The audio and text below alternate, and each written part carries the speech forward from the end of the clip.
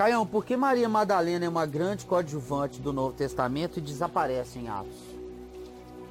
Porque praticamente todas as mulheres desaparecem em Atos, né? Atos é um livro de homens, é Atos dos Apóstolos. Porque o Novo Testamento ainda é um livro de homens. Porque o primeiro século era um século de homens. E porque Maria Madalena, mesmo na narrativa dos evangelhos, dos 4, onde ela aparece em todos, ela é coadjuvante. Não se diz o que Jesus conversava com Maria, irmã de Marta e de Lázaro. Ela sentava aos pés para ouvir os ensinamentos. Você já pensou se tivesse um capítulo ou 2 sobre o que Jesus estava conversando com Maria? Como não poderia ser interessantíssimo para nós? Por alguma razão, ou porque os que escreveram o Evangelho não estavam lá, ou porque a Marta já não estava disponível, ou a Maria, para narrar com exatidão, seja porque seja, não estava lá. Então não foram acessados? Não foram. O Atos, Lucas 8, que diz que as mulheres o seguiam da Galiléia, só mulher interessante, inclusive de um irmão de leite de Herodes. O Herodes da Galiléia, Manaém, irmão Colasso de Herodes, seguia Jesus. Não tem uma narrativa. Narrativa de mulher você vê em Lucas. No período do nascimento de Jesus, aí tem Maria com Gabriel, tem Maria com Isabel, tem Isabel com Maria, tem Maria com Ana, a profetisa, tem Maria no templo com Jesus com 12 anos. Depois Maria só volta para levar uma bronca em Marcos 3, quando tem aquele acesso de o menino ficou louco, vamos tirá-lo daí. Marcos 3. E aí são só menções, estavam ali, fulana, beltrana, ciclana. E você tem narrativa personalizada, vai haver outra vez nos evangelhos não tem. Tem acerca da mulher, mas não tem a mulher falando. Só em João 4, a samaritana, que é o evangelho que abre mais espaço para a mulher estranha falar, o evangelho de João. E depois, na ressurreição, Maria Madalena é a primeira testemunha, tem aquele diálogo. Aí ela informa aos irmãos e some da narrativa. Sai de cena. Não diz que some dos acontecimentos, porque ela esteve lá o tempo todo. Nunca não esteve em todas as paradas. Com exceção daquelas em que se diz estavam presentes apenas, como lá em João 21, 7 discípulos, fulano, beltrano, ciclano, e lá. Mas no mais, quando se diz apareceu os seus discípulos, tem homem, tem mulher, tem criança, tem muito, todo mundo ali.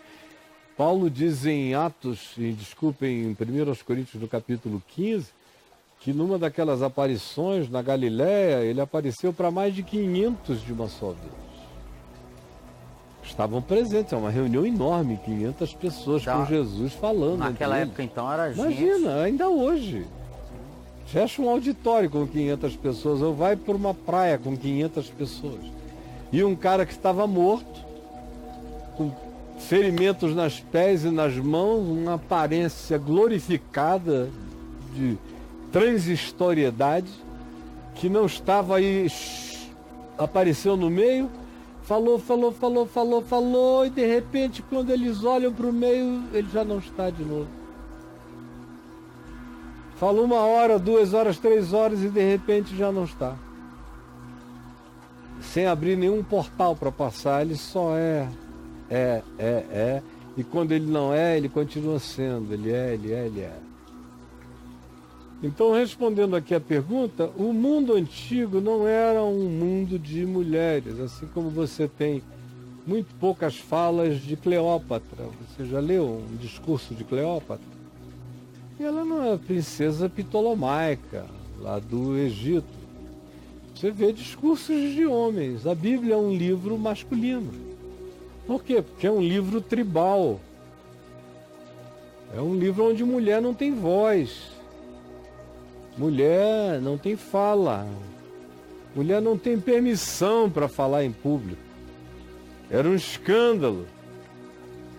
Então, a contingência cultural do Velho Testamento e do Novo Testamento são completamente chauvinistas, são ambientes masculinos. Então não adianta tapar o sol com a peneira.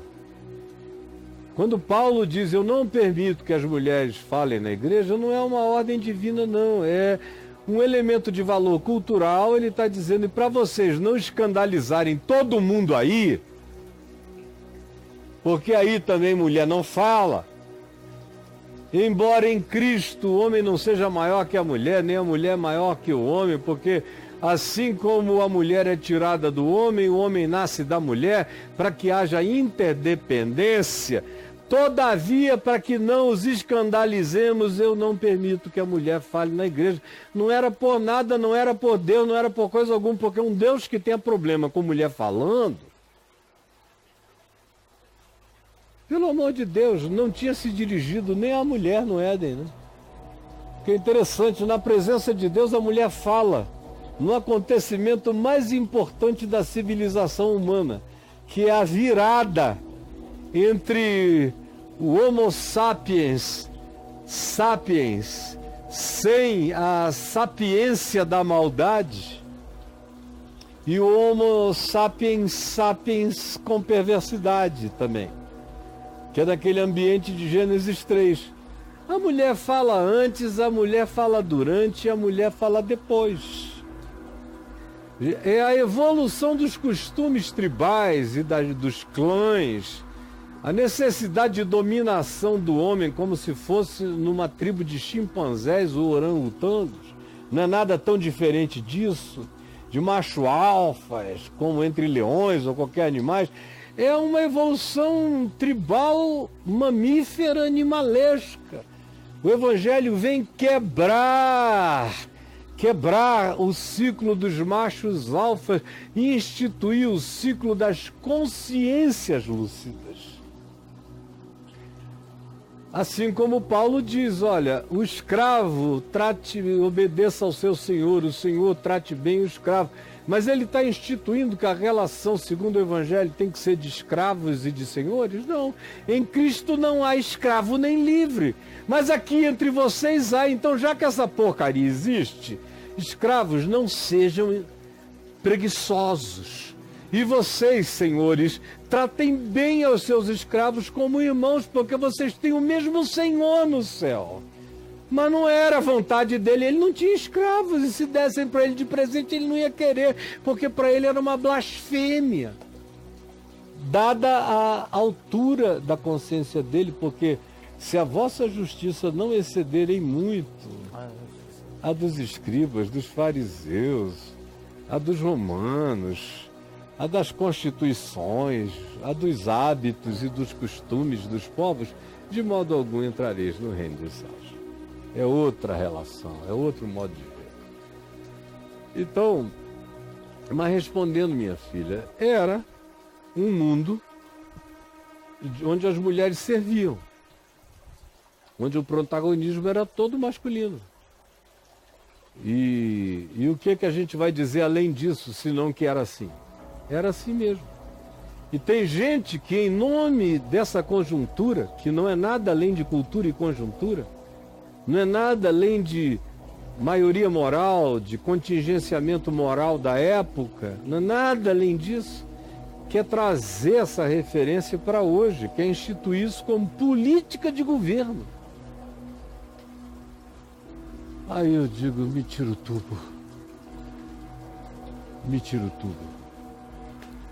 Porque em Cristo não há homem nem mulher, não há Pedro nem Madalena. Não há. Todos são um em Cristo Jesus.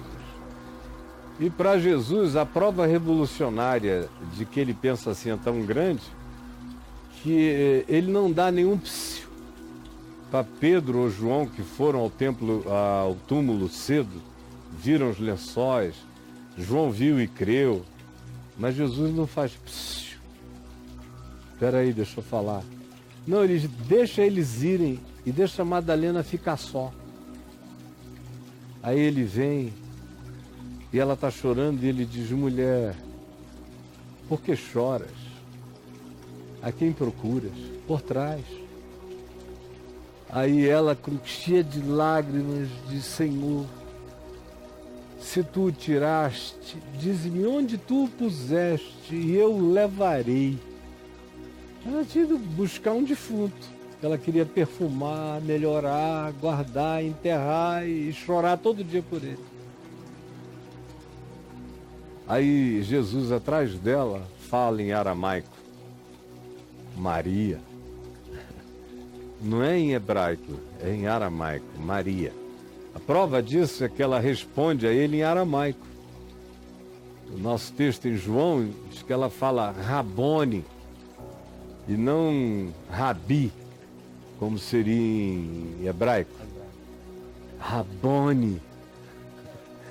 O aramaico dele despertou ela virou Rabone. E Jesus disse: não, não me toques, mas vai para os meus irmãos e dize a eles que se dirijam a Galiléia e lá me virão. Não me toques, eu ainda não fui para o meu Pai, vosso Pai, para o meu Deus e vosso Deus. Você nunca mais vai precisar me tocar assim. Não é porque fosse proibido tocar, porque ele chamou Tomé para tocar nele. Ele só estava dizendo para ela: a relação agora já não é mais de toque. Você estava muito acostumada a me abraçar, me tocar, me beijar, me acarinhar, a me amar com afeto tátil. Agora não, agora você vai me amar na presença do Pai. E vai dizer aos meus irmãos que vão para Galiléia, porque a gente tem muita coisa para conversar. Poxa, Jesus ter falado isso e ter escolhido essa pessoa para ser a apóstola da ressurreição, a grande mensageira da ressurreição, é Maria Madalena. O resto é contingenciamento do primeiro século, onde às vezes os homens até reproduziam as questões das mulheres. Como assim? Tem muita questão no Novo Testamento que pode ter vindo de uma discípula ali do lado, mas que foi expressa por um apóstolo. Tá. E mostra também uma coisa, que Jesus está acima desse contingenciamento, tratou tudo acima do contingenciamento, se relacionou com as pessoas e com as mulheres, fossem elas de que tipo, nível ou categoria fossem, ele lidou com todas elas acima dos contingenciamentos culturais, sociais e religiosos. Todas. E eu tenho uma lista para citar aqui. Quem conhece o mínimo de evangelho já lembrou de 5, 6, 7, 8, 9, 10, 12 episódios. Jesus acima do contingenciamento. No entanto, ele não ficou brigando. Porque, meu Deus, a questão que estava em questão era algo tão mais essencial do que por que vocês tratam as mulheres de vocês assim, ou os escravos de vocês assim. A questão básica era a seguinte: se vocês entenderem a graça de Deus e o Evangelho de verdade, vocês vão livrar. Vocês serão os libertadores. Se vocês entenderem, se o meu espírito, o espírito no qual eu vim, acerca do qual eu dou testemunho, dizendo: o Espírito do Senhor Deus está sobre mim, pelo que me ungiu para evangelizar os pobres, para proclamar libertação aos cativos e restauração da vista aos cegos, para pôr em liberdade os oprimidos e anunciar o ano aceitável do Senhor. Quem quer que creia nisso já não terá escravos. Libertará seus escravos antes de qualquer formalidade judicial ou republicana, ou de qualquer outro nível. O reino de Deus quebra algemas na mente daquele que conheceu a verdade do Evangelho. Princesa Isabel nunca existiu na vida de cristãos. Paulo, na carta dele a Filemon, que era a relação de um senhor de escravos com um escravo fugido, que era Onésimo, na carta a Filemon, Paulo diz isso. Se você escrever aí no meu portal, escreve Filemon, basta escrever Filemon. Eu queria que todo mundo fosse lá ler, ouvir, pesquisar as coisas que eu já falei, mensagens que eu preguei. No curso da vida, centenas e centenas. Mas só aqui no Papo de Graça, eu tenho certeza que umas 2 ou 3 vezes eu já falei sobre relação entre senhores e escravos e que o Evangelho produz acima da conjuntura, acima da contingência, acima da hora e do momento cultural no qual se esteja vivendo, como o Evangelho sempre nos chama para nos catapultar para além da burrice imediata, da escravidão e dos hábitos mesquinhos do imediato. Tá. E aí? Filemon tá aqui. Corta aí. Cadê lá? Corta aí. Vamos cortar para lá, por favor. Aí, Filemon tá aqui. Só tem um? 6 ocorrências. 6 ocorrências? Tem um vídeo aqui, ó. Mesmo tendo o evangelho em você, quem você precisa libertar? É sobre Filemon. Novo Testamento de Carreirinha, Filemon 1. Filemon, e aí tem textos? Gente boa também pira no caminho, é um on demand. É. Graça, Gelol 2, cartas. Paulo lia as próprias cartas, a mente de Paulo. Cartas nunca descartadas, meu coração aberto com você, cartas também de 2013. Então, para começar a chegada aí, tá bom? Filemon. Agora, se quiser, é só escrever também: não há homem nem mulher. Em Cristo não há homem nem mulher. Em Cristo não há homem nem mulher. Deixa eu botar em Cristo aqui na frente, peraí. Aqui, ó. Vamos lá. Temos 5 minutos. 536, Caião. Pelo amor de Deus. Muita coisa. Homem e a mulher. Como autoridade, como ilustração de autoridade espiritual. Aham. Ama a mulher como Cristo ama a igreja. Uhum. O corpo do homem e da mulher. Aí já entrou ali um sexo anal, né? Não há homem nem mulher. Ai, ai. Mas tá cheio aí. Quer ver? A autoridade do homem sobre a mulher. Vou escrever submissão da mulher. Eu vou sempre explicar Autoridade do homem sobre a mulher, 125. como é no Evangelho e como é na história. O homem e a mulher como ilustração de autoridade espiritual. Mesma coisa. É um sexo anal daqui, não. É. O que você diz sobre a ordenação de mulheres? Olha Cai aí, uma carta. Paulo, os princípios imutáveis dos aplicativos circunstanciais. E assim a gente vai.